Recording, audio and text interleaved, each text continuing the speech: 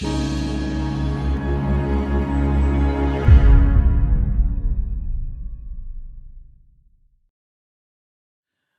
David Williams comes with rich experience. It's quite humbling for me to introduce him. We thank God for him, and we pray the time that we are going to spend with him in the presence of God will be truly blessing to each and every one of us.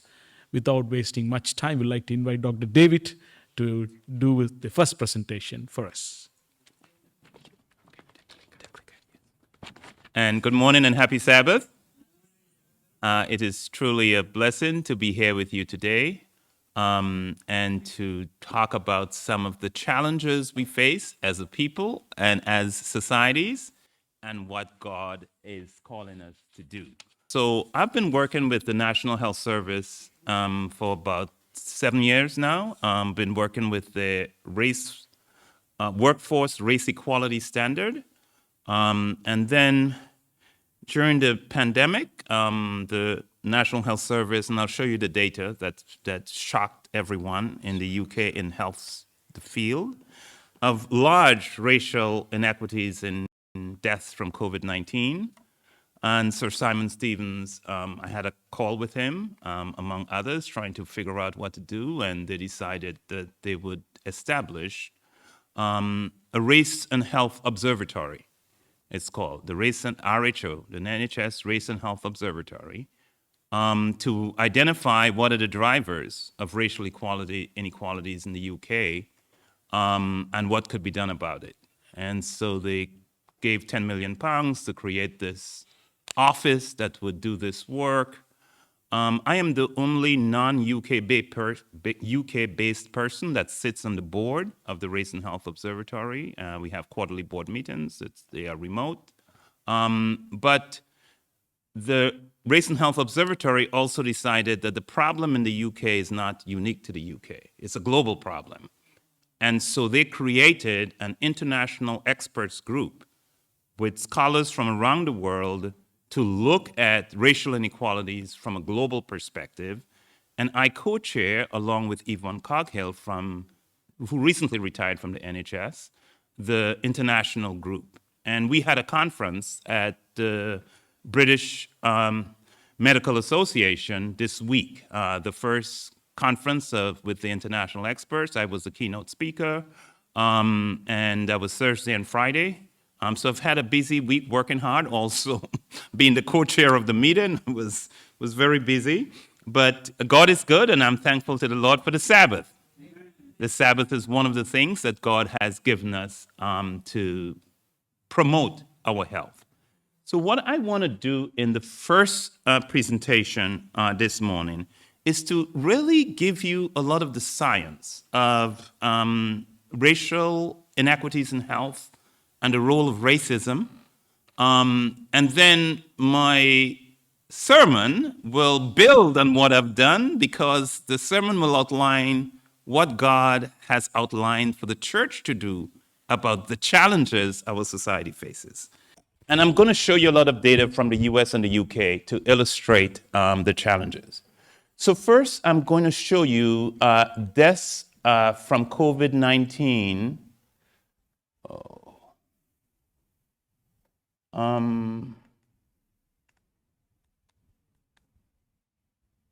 Okay, I'm going to show you deaths from COVID-19. The colors don't come out properly, but that's okay. I'll explain it to you. This is data from the United States. And what it is showing you is, maybe the screen could be over slightly to the right, because I think it's cut off on the left. I don't know if the projector is, it's slightly, the left is being cut off just a little bit, just if it was edged over. But anyway, what it's showing you is death rates from COVID-19, the coronavirus pandemic, and these are age-adjusted odds ratios. So the 2.2 means that indigenous people in the United States, indigenous or American Indians or Native Americans, the same term, are 2.2 times more likely to die than white people in America from COVID-19. Latinos or Hispanic people in America are 2.4 times more likely to die from COVID-19 compared to whites. Black people are twice as likely to die from COVID-19. And Native Hawaiian and other Pacific Islander people, another indigenous group in America, are 2.6 times more likely to die than whites from COVID-19. So what we see is a global pattern in the US of all what we call populations of color are much more likely to die than the white population. And sometimes people confuse the higher death rate to think that the majority of people who have died are people of color. No, because whites are the largest group. This was deaths through March 2, 2021. 300,000 people who died from COVID-19 were white, compared to 89,000 were Hispanic and 73,000 were black. The lines are not quite lined up perfectly, but you get the message. If you look at data for the UK, this was the data that shocked everyone in the UK. Looking at COVID-19 deaths relative to those of whites. In the UK, you can see the colors haven't come through clearly here, but if I could read them, this said for black males in the UK, that's both African and Caribbean black males, are 4.2 times more likely to die than white people from COVID-19. Pakistani, Bangladeshi males are 3.6 times more likely to die. Indian males are 2.4 times more likely to die. Black females, 4.3 times more likely to die than white females from COVID-19. Bangladeshi, Pakistani, 3.4 times more likely to die. And Indian females, 2.7 times more likely to die. So you see both in the United States and the United Kingdom, you see the same pattern that racial ethnic minority populations are dying at a much higher death rate, with the death rates for black people twice as high compared to whites in England compared to the United States. That was a shock. Because remember, in England, you have the National Health Service. Everyone has access to healthcare. America, we don't have a National Health Service. So the healthcare is much more of a patchwork linked to the job you have and the quality of medical insurance that you have. So this was the shock, that why would we see such a dramatic pattern of elevated risk of death for black people in the UK? So how do we make sense of that? This slide was just showing the impact of COVID-19 has had on health in America in general.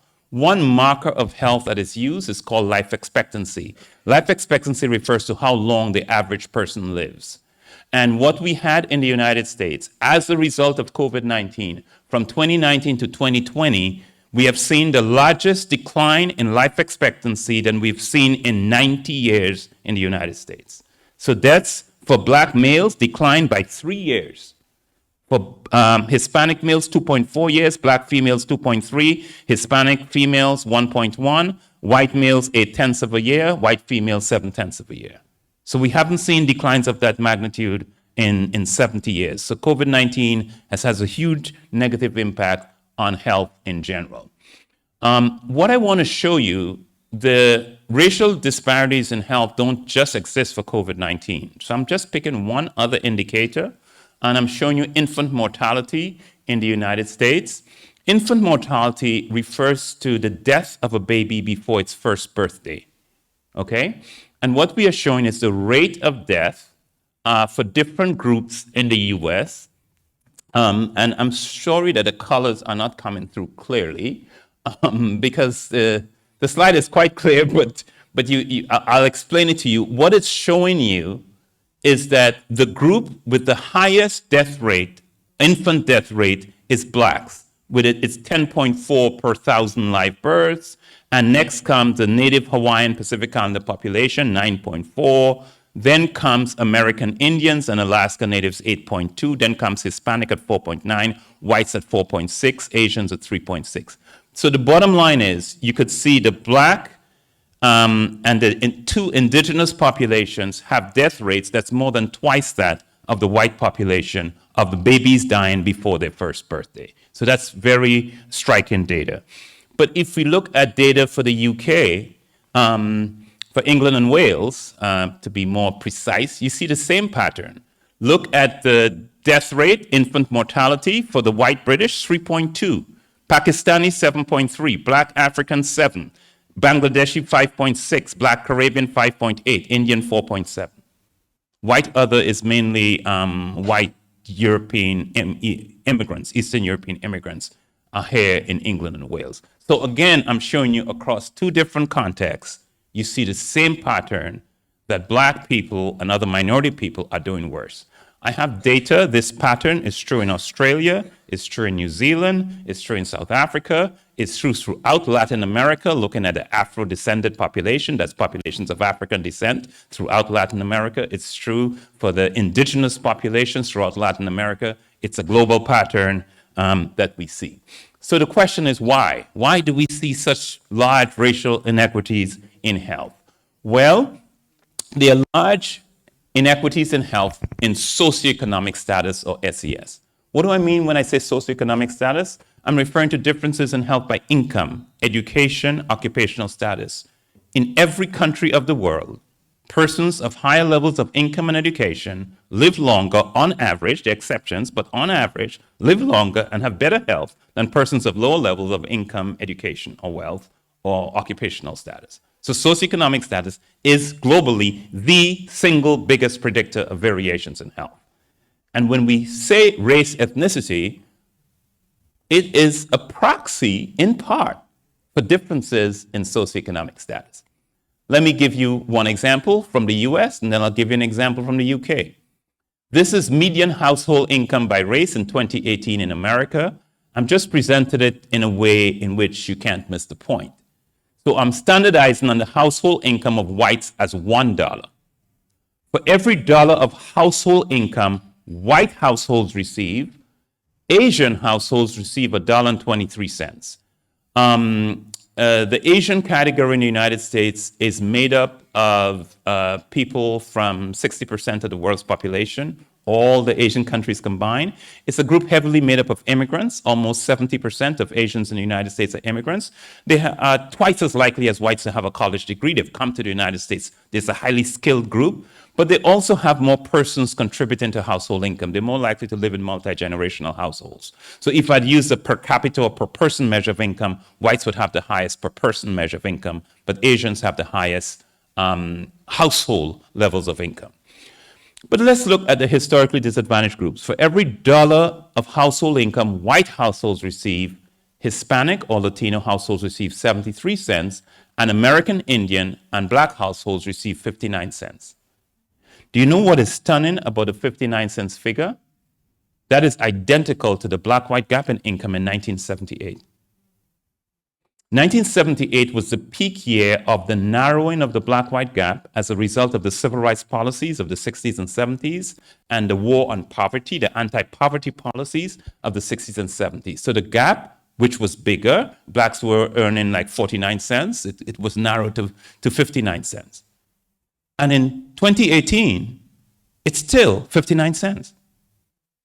Most Americans think we've made more progress than that. Most of my students think, I'm a professor at Harvard University, most of my students think we've made more progress than that. But there's been a lot of talk, but not much action, not much movement. Was it stuck at 59 cents since 1978? No. It got worse throughout the decade of the 1980s. That's the decade when Ronald Reagan was president of the United States, and conditions worsened for black people because Ronald Reagan had a very big emphasis on ensuring that the wealthy got more wealthy, and he had the slogan that the rising tide would raise all ships. And Jesse Jackson, a civil rights activist, said, the rising tide raises all ships if you're in a boat. But if you're not in a boat, the rising tide could drown you. And black income declined throughout the decade of the 1980s. And it was not until the mid-1990s, during the Clinton era, that it got back up to 59 cents, and it's a penny up and down since then. The important take-home point is that when we say race, we are talking about dramatic differences in economic resources, and I'm saying economic resources is a driver of differences in health. Well, let's look at some data for the UK. For every pound of weekly income the white majority earns, other whites, that's mainly Eastern European whites, earn 79p, Indians earn 36p, Pakistanis 57p, Bangladeshis 52p, Chinese 76, blacks from the Caribbean 77, blacks from Africa 60. So again, in this context, you see race is linked to economic resources. As bad as those gaps by income show, they understate the racial gaps in economic status. What do I mean by that? Income just captures the flow of resources into the household, your salary, your wages. But income doesn't tell us anything about the economic reserves that households have to cushion shortfalls of income. We get that from data on wealth that captures your assets, your savings, your home equity, the financial investments that you have, and so on. And when we look at those, then the gap becomes even wider. So this is the latest data from the US, from the Federal Reserve Board. For every dollar of wealth that white households have, black households have 10 cents, and Hispanic households have 12 cents. That's the racial gap in wealth. And now if I look at data, if I look at data for England, for every pound of wealth that whites have,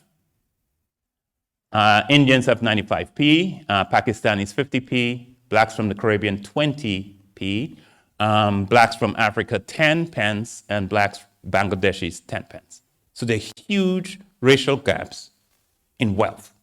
And the gaps in income and in wealth come together. And what it means is that although the picture is not clear, but although we may all be in the same storm of the pandemic, when you are low in income and low in wealth, you are not in a boat that is as able to weather the storms. When my career started, most researchers thought that racial ethnic differences in health were simply a function of differences in income and education. And they expected that if you look at blacks and whites, for example, at the same levels of income and education, race wouldn't matter, because it was nothing about race, it was just about education that made the difference. We now know that life is more complicated. Again, the slide is not clear, I'm sorry, the colors don't show up well. But what I'm showing you here is life expectancy in the United States among persons aged 25 and older. So the entire population, 25 and older, how long will the average white person live? How long will the average black person live? The average white person will live 5 years longer than the average black person at age 25. So there's a 5-year gap in life expectancy.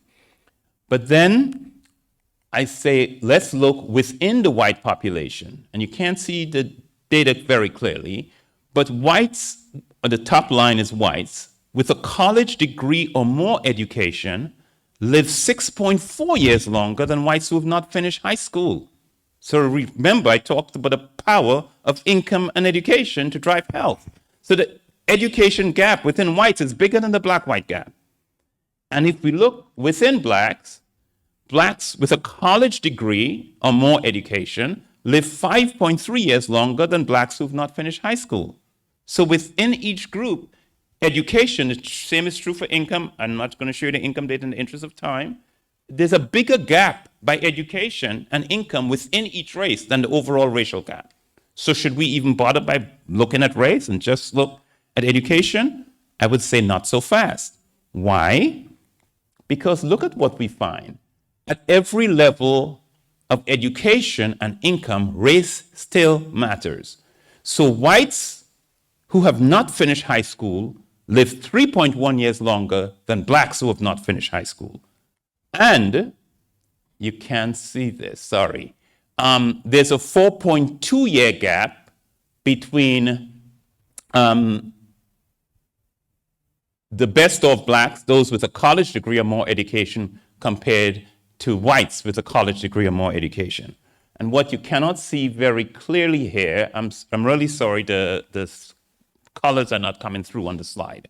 But what the slide is showing is that the best of blacks in the United States in terms of health, those with a college degree or more education, have lower life expectancy than whites with a college degree. lower life expectancy than whites with some college education, lower life expectancy than whites who have graduated from high school. So what does the data tell us? They tell us that there's something about income and education that matters for your health regardless of your race. But there's something else about race that matters for your health even after we've taken income and education into account. And what I'm going to show you here is the same data I showed you before, but it's not as clear.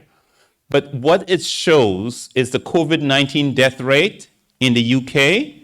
And you could see the age-adjusted rate for black males was 4.2. The black males were 4.2 times more likely to die.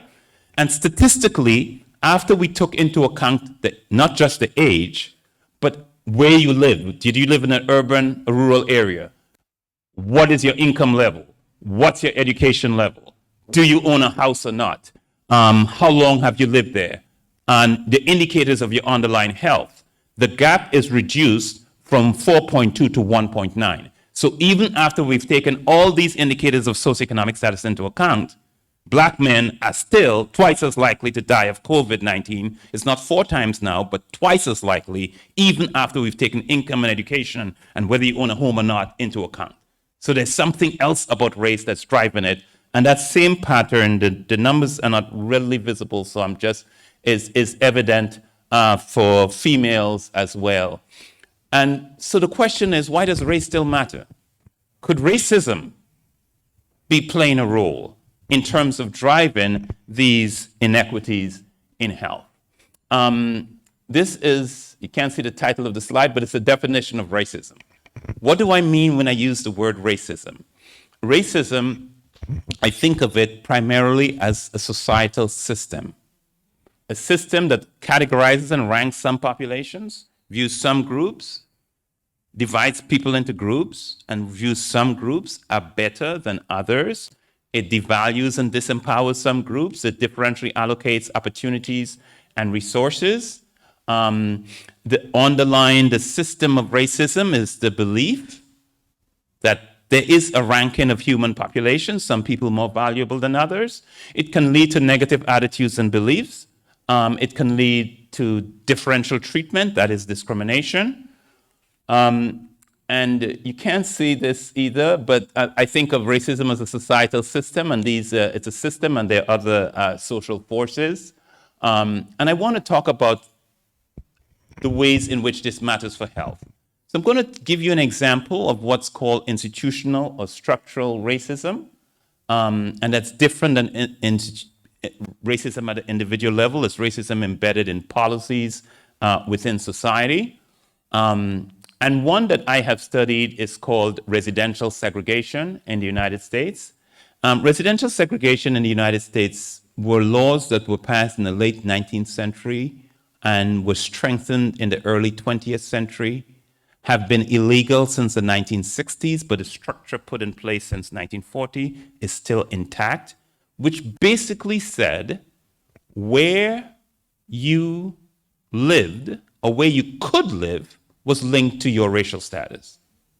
And if you were white, you could live in these places. If you were black, you were restricted to live in certain other places. Now, it's illegal, but the structure put in place still exists. This is a book by a historian. He's actually a British historian. He was at Duke University. He wrote a book about the origins of segregation in the US South and South Africa. He showed that the framers of apartheid in South Africa got the idea of apartheid from looking at segregation in the United States. They looked across the Atlantic, they saw it, and they said, brilliant, we will implement that in our country. He argued that residential segregation in America was one of the most successful domestic policies of the 20th century in the United States. And you'd say, well, what is segregation? And we're talking about health, right? What does segregation have to do with health? Let's talk about how segregation affects health. Imagine segregation is a burglar at midnight that enters a community. When segregation shows up, a lot of valuable resources disappear, like the quality of schools, the safety of the playgrounds, access to good employment opportunities, a healthy environment. safe housing, high quality housing, good quality transportation, and access to high quality healthcare. Research shows in America, all of these resources vary by where you live. Your neighborhood determines your access to opportunities within society. I'm going to share with you some research. This is research by two of America's most eminent sociologists, William Julius Wilson. Yeah, if it's dark, it's a little clearer. It's a little clearer if it's dark. Don't lighten it. In the 171 largest cities in America they studied, and they said there's not even one city where black people live under the same conditions to those of whites. Not even one. And they concluded the worst urban context in which whites reside is better than the average context of black communities. I want to give you another example of a study. A researcher, I actually have worked with her, Professor Dolores Acevedo Garcia. She's at Brandeis University in Massachusetts. She created a neighborhood opportunity index where she has ranked every neighborhood in America on 29 different indicators of access to opportunity for children. Things like the quality of the elementary school and the high school graduation rate and the average income, the home ownership rate, the employment rate, the quality of the air, water, exposure to soil pollution, and resources for health like access to green space and safe places to exercise, and healthy food outlets and safe places to walk. So these are just examples of the 29 indicators. And then what she did, and this is a 2020 study, she then looked, okay, you can't quite see this, but I'll explain it to you. She then looked at because the colors don't show up well, so you can't see it. She then looked at the percentage of children who live in different quality neighborhoods in America. She's looking at the 100 largest metropolitan areas in America. And what she finds, who lives in the very low and low opportunity neighborhoods?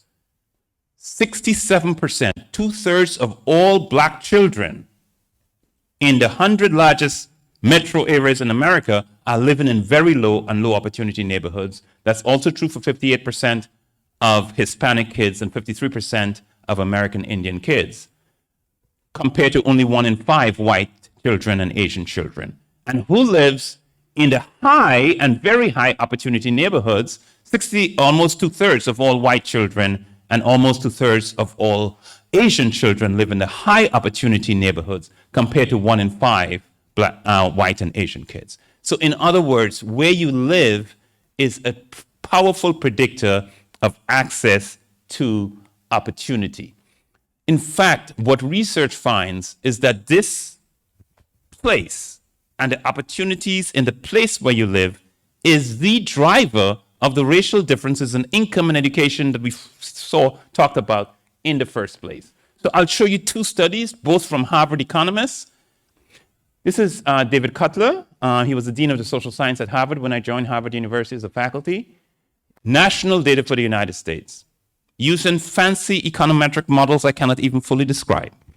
But he's able to show statistically, if you could eliminate residential segregation, you would completely erase black-white differences in income, in education, in unemployment, and reduce black-white differences in single motherhood by 2/3. All of those striking differences are linked to opportunity at the neighborhood level. Another study, another Harvard economist, Raj Chetty, he's done an intergenerational analysis using census data for over 20 years. So he's looking at all the data for America. And he asked a simple question. Let's look at black and white children who start out life in households of the same level of income. White families, black families, same income. Let's look at how their children are doing. Now remember, they start life with the same level of income. And what did he find? Black boys have lower earnings than white boys in 99% of census tracts in America. Why? Because they're lazy? No. Why they're not working hard enough? No. They live in neighborhoods that differ in access to opportunity. Black boys do as well as white boys if they're in neighborhoods with good resources, but those neighborhoods, 1% of census tracts. Census tracts is a group area of about 5,000 people exist in the United States. In Europe, is there residential segregation in Europe? Yes. It's stronger in the United States, has a stronger history, but researchers who study segregation finds that while segregation is declining in the United States, it's increasing in Western Europe. Race is a driver of it, but it's not the biggest driver. The biggest driver of segregation in Europe is religion. People who are Muslim are the most segregated. So race plays a role, but it's second. So here's data on segregation in the UK. You can't even see the number here. I'll tell you what you're supposed to be seeing. This is a marker of segregation. It's called the index of dissimilarity. If it's 60, that's the high level, regarded as extremely high. It means 60% of that population would have to move. And what you can see at the bottom is the group with the highest segregation in Britain is Bangladeshis. Their number is 60. Pakistanis is at 56. Blacks from Africa, 43. Blacks from the Caribbean, 35. So the highest level of segregation is among Bangladeshis and Pakistanis, but you can't see the number at the bottom of the table. So it's here, but it's not as powerful a predictor, but it is here just the same. I want to show you other data from the UK showing that, yes, even in England and Wales, your neighborhood determines access to opportunity in powerful ways. This is data from the UK showing the percentage of an ethnic group living in the most 10%, deprived 10% of neighborhoods. So if everybody had the same opportunity, the number would be 10% for everybody, because we're looking at the 10% worst off neighborhoods, and we find that 31% of Pakistanis live in the worst 10%. They're overrepresented by threefold. 28% of Bangladeshis, 20% of blacks from Africa, 19% of Arabs, 18% of blacks from the Caribbean. So again, what you see is the overrepresentation of racial ethnic populations in the worst neighborhoods in the United Kingdom. I have a relative of mine, my wife's cousin, who would tell me the story. She came to London many years ago, and she was trying to find a flat, came from Jamaica, and she was trying to find a flat, and there were signs at that time, this was in the early 60s, that would say no blacks, no Irish, no dogs. Those signs existed, and there are policies that have driven those inequities in the same way. What basically my take-home message is, the racial inequities in income and education that I showed you that exist in the UK and that exist in the US and they exist in other countries with a racially diverse population are not accidents. They didn't just happen, right? They don't reflect a broken system. They actually reflect a carefully crafted system, functioning as planned, successfully implementing social policies, many of which are rooted in racism. They're not accidents, they're not acts of God. Racism has produced a truly rigged system in the United States.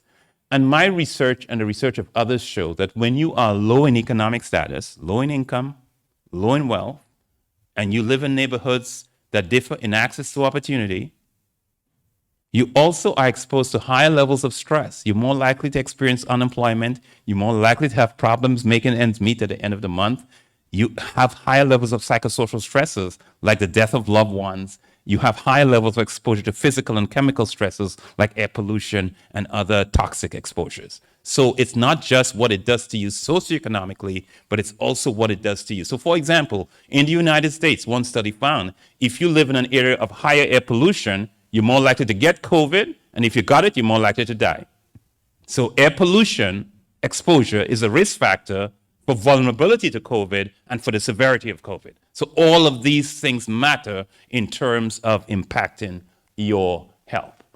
I talked about a house that racism built. I've talked about residential segregation. I want to touch quickly, I'm looking at the time, at two other aspects of racism, individual discrimination. This is Martin Luther King. He said in 1967 that discrimination is a hellhound that gnaws at Negroes in every waking moment of their lives, declaring that the lie of their inferiority is accepted as the truth in the society dominating them. Now, he was an activist. Is that true? We can test it scientifically.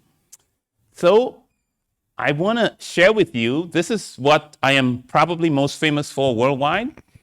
I developed scales back in the 1990s to measure discrimination. They're not the only ones out there, but this scale, the Everyday Discrimination Scale, is the most widely used scale in the world to measure discrimination. There are over 450 scientific peer-reviewed published papers using the scale that I developed, documenting the ways in which discrimination adversely impacts health. In more than 50 countries in the world, there have been studies in virtually every country in Europe, as well as in many other places. What is striking about this scale, it doesn't capture all aspects of discrimination. It's not the only measure I developed. It's one of them, but it's the widely used because it predicts powerfully. It captures only the little day-to-day indignities. You're treated with less courtesy and respect than others. You receive poorer service than others in restaurants or stores. People act as if they think you are not smart. They act as if they're afraid of you. They act as if they think you are dishonest. They act as if they think they're better than you are. Just little indignities. And what the research shows, exposure to those little indignities. People who score high on the scale have worse health. I want to give you some examples. This is just from each bullet on this table refers to different studies that link everyday discrimination, just this measure, to worse health.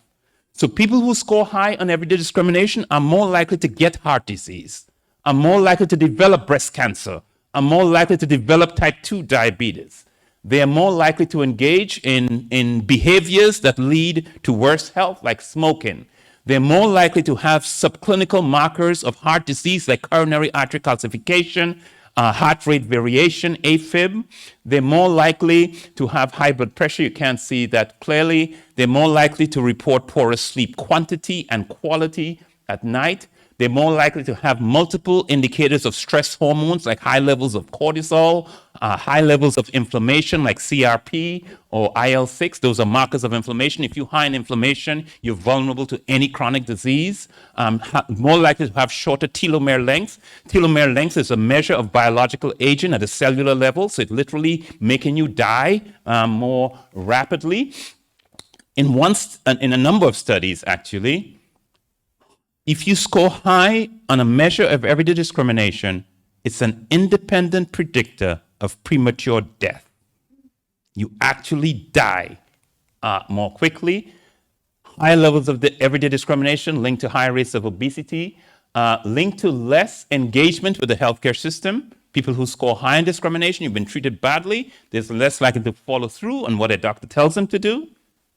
Because if you've been treated badly, you're less trusting. There's more mistrust with the healthcare system and other social institutions. And people who score high on discrimination have higher levels of mental disorders and higher levels of psychological distress. So virtually, and these are just some of the findings from over 400 studies from around the world showing discrimination has a bad negative impact on physical health and on mental health. This is Chester Pierce. He was a black psychiatrist at Harvard University, and in 1970, he wrote a paper. He didn't have measures of discrimination, he didn't develop the everyday discrimination scale, but he wrote a paper talking about these little indignities. And he said, what the reader must bear in mind is that what he called them, These assaults to black dignity and black hope are incessant and cumulative. He said any single one of them may not be gross. Being treated with less courtesy and respect, that's no big deal. But he said, in fact, the major vehicle for racism in this country, talking about the United States, is offenses done to blacks by whites in this sort of gratuitous, never-ending way. These offenses are microaggressions. So he coined the term microaggressions, and my scale uses the word everyday discrimination, but shows how powerfully they predict health. We now have studies from the UK, from the United States, from South Africa, from Australia, from New Zealand, that finds that when you look at statistically racial differences in health, and you adjust for income and education, it's reduced, but it's still significant. There still is an effect of race. It is further reduced when you include a measure of everyday discrimination or another measure like that of discrimination. So we now have empirical scientific evidence that discrimination is literally killing black people and other populations of color prematurely. What does this have to do with us? And why are we talking about this on Sabbath? Let's look at what Ellen White said. Christ Subject Lessons, page 339. She said, every soul is surrounded by an atmosphere. An atmosphere, it may be, charged with the life-giving power of faith, courage, and hope, and sweet with the fragrance of love. Or it may be heavy and chill with the gloom of discontent and selfishness, or poisonous with a deadly taint of cherished sin. And look at the next line. By the atmosphere surrounding us, every person with whom we come in contact is consciously or unconsciously affected.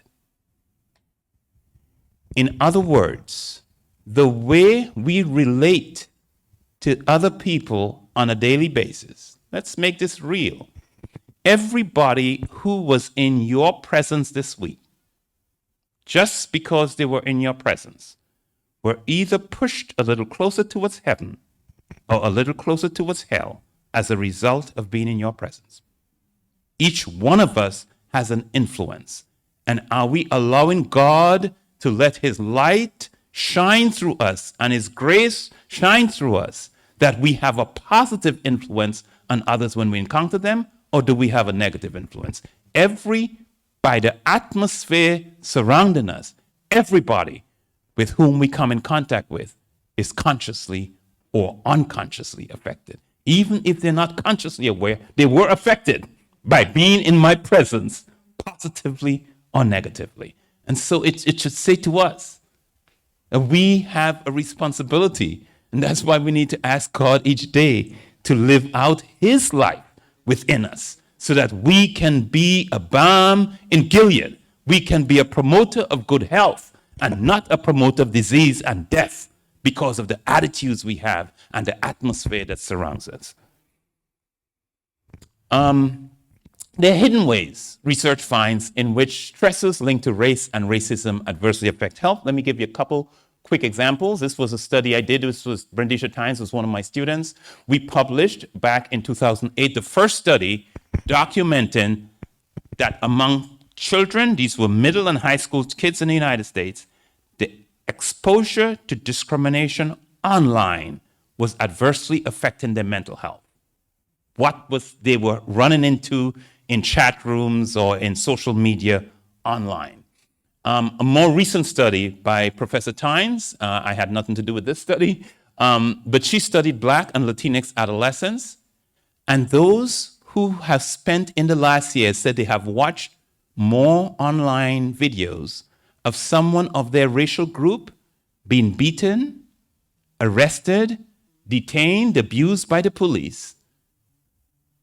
They have higher levels of PTSD, post-traumatic stress disorder symptoms, and higher level of depressive symptoms. So that our young people are being affected by what they are exposed to. Here is another study that found over 70% of Black women in America said they are very concerned that their children might be harmed by the police. What is the stress? What's the anxiety that these women are living with because of concern of the impact? Here is a study published just last year that found a study of 3,000 mothers in 20 cities in America that found that 23% of their children had been stopped by the police by the age of 15. And mothers whose children were stopped by the police were twice as likely to report depression and anxiety-related sleep difficulties. So we are documenting negative effects on the mental health of Black women in America linked to what's happening to their children. This is a study I did with one of my former students and others, got a lot of press after George Floyd's death. I was on a lot of television, including the BBC. You may not have seen me, but I was there. What we did in this study, we used a database that contained every police shooting in the United States over a 3-year window. And we linked that database to another database that had the mental health of the population in every state. And we were able to show that every police shooting of an unarmed Black person led to worse mental health, not for the family and friends, but for the entire Black population in the state in which that shooting had occurred for the next 3 months. So we are looking at negative effects on the entire population linked to these incidents. And what's the consequences of all of this stress that people are exposed to, Black people and other people of color are exposed to? Researchers are using the term accelerated aging, premature aging, biological weathering. What do they use these terms to mean? They are using the terms to mean this. What scientists are finding now is that in America, Black people are literally aging biologically more rapidly than whites. If you stop and think about it, your age captures how long you've lived. But if you live in a bad environment, if you have high levels of stress, exposure to stress, and to discrimination and racism, the longer you have lived, the greater is your exposure to adverse living conditions and the more physiologically compromised you have become as a result of such exposures. And one professor, Arlene Geronimus, calls it weathering. And her idea of weathering, imagine a drop of water falling from the rooftop of this building to the concrete sidewalk below. If the water dripped today, it's no big deal. Next week, no big deal. But if week in, week out, month in, month out, year in, year out, there's a steady drip, drip, drip of water, what happens?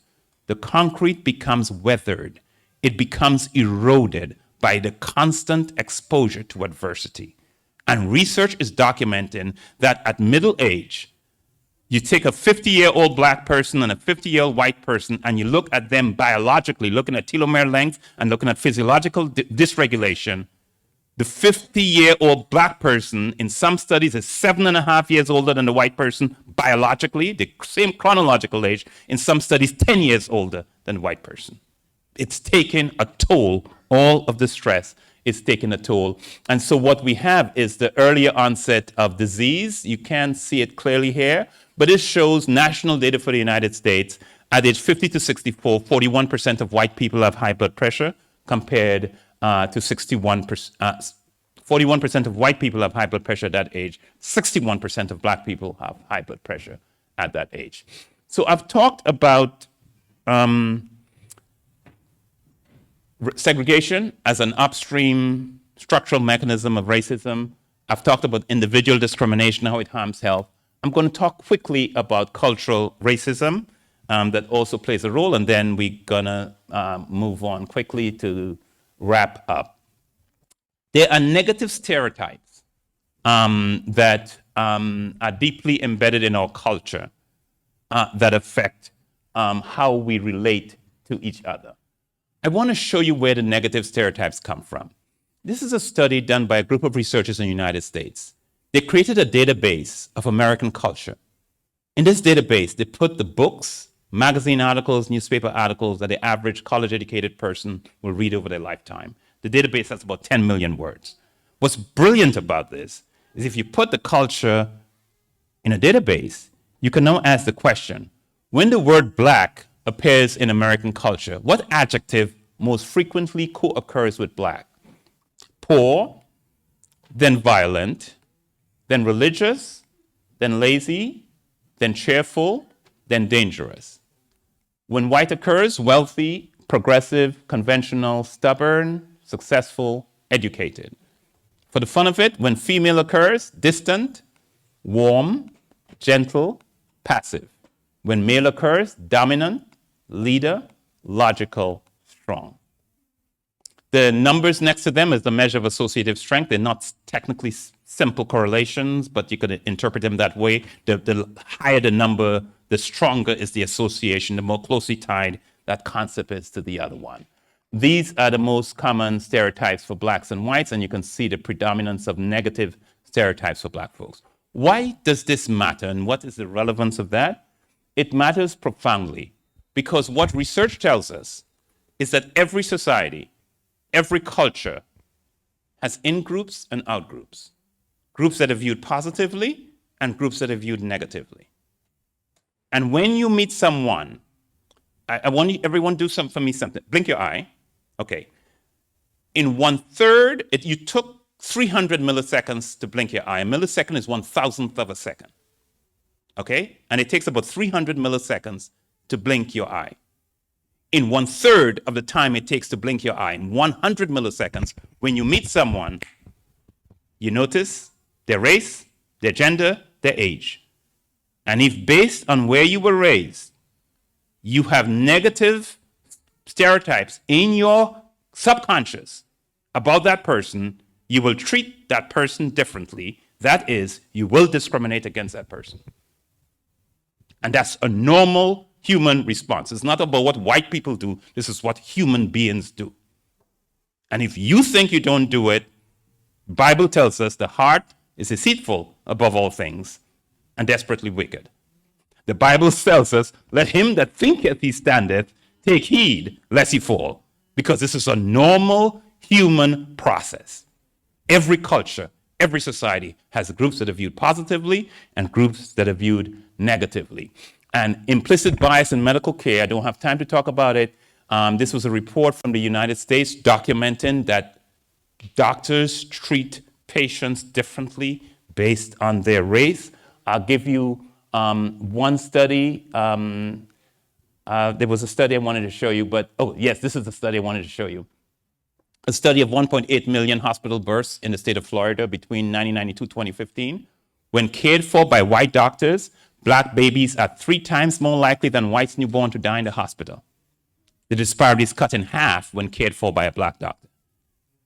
Just one example of the overwhelming evidence. There's a lot of data from the NHS that shows the same patterns of care. Okay, let me wrap up. I just want to give you some solutions here quickly of what we need to do. We need to create communities of opportunity. We need to create greater opportunity for people who lack it. I'm going to come back to some of that in my message today. But we need to do things like invest in early childhood programs, reducing childhood poverty, all of these kind of upstream things, increasing income and employment opportunities, improving neighborhood housing conditions, enhancing economic opportunities. All of those are the kinds of things we need to do. But I want to end with some research about things that people can do at the individual level. And quickly, this is a study done in the state of Georgia by Professor Gene Brody. He studied black young people. He measured discrimination at age 16, age 17, and 18.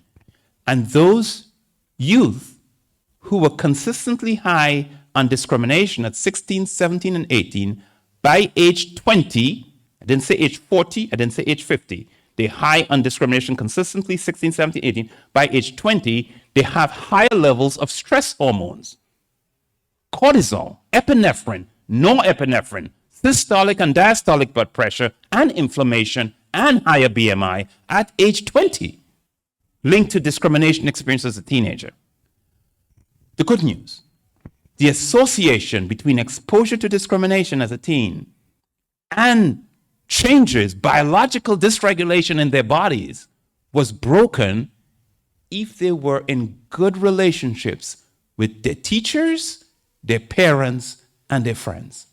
So the quality of social ties reduced the negative effects of exposure to discrimination on health. Another example, this is a study done of a national study of blacks in America. High levels of discrimination leads to higher levels of poor mental health.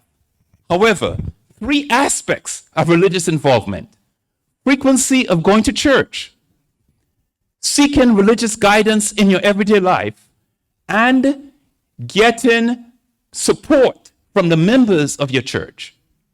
Each of these independently reduce the negative effects of the stress of discrimination on mental health. And that's why I call it, the research is documenting that God wanted the church to be a balm in Gilead. That's why God created the church, so we'd have supportive social resources, and the research is documenting that. One last example I want to give you. This is an example from Canada. The First Nations refers to the indigenous populations of Canada before the Europeans arrived. They are a very disadvantaged group. At the time this study was collected, 1987 to 1992, in 196 First Nations communities, this population had the highest rates of youth suicide in the world. The researchers who went into those communities were surprised.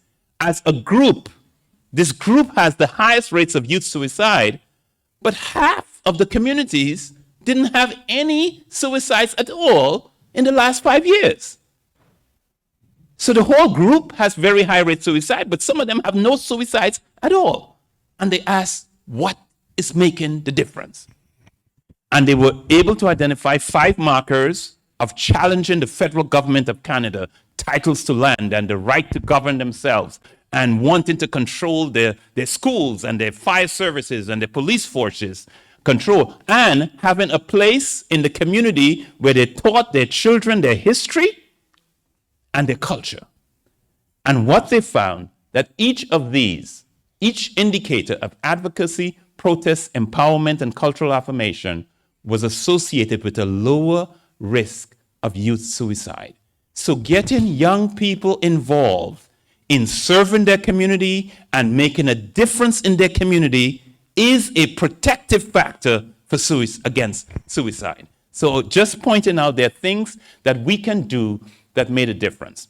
I leave you with a quote from Ellen White.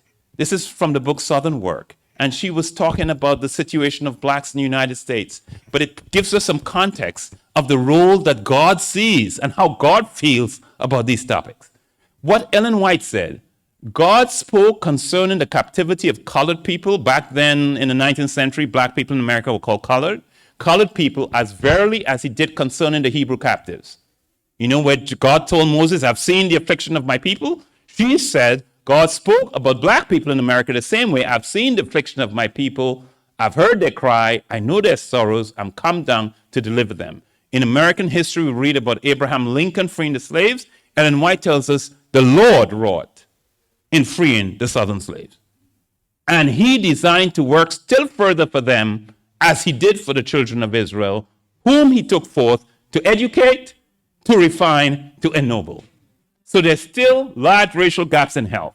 And if we do the work of educating, refining, ennobling, and meeting the needs of those populations, we are doing God's work. All right, I've spoken long enough, but hopefully that gives you some context of the work in this space, and we will get ready for the divine service.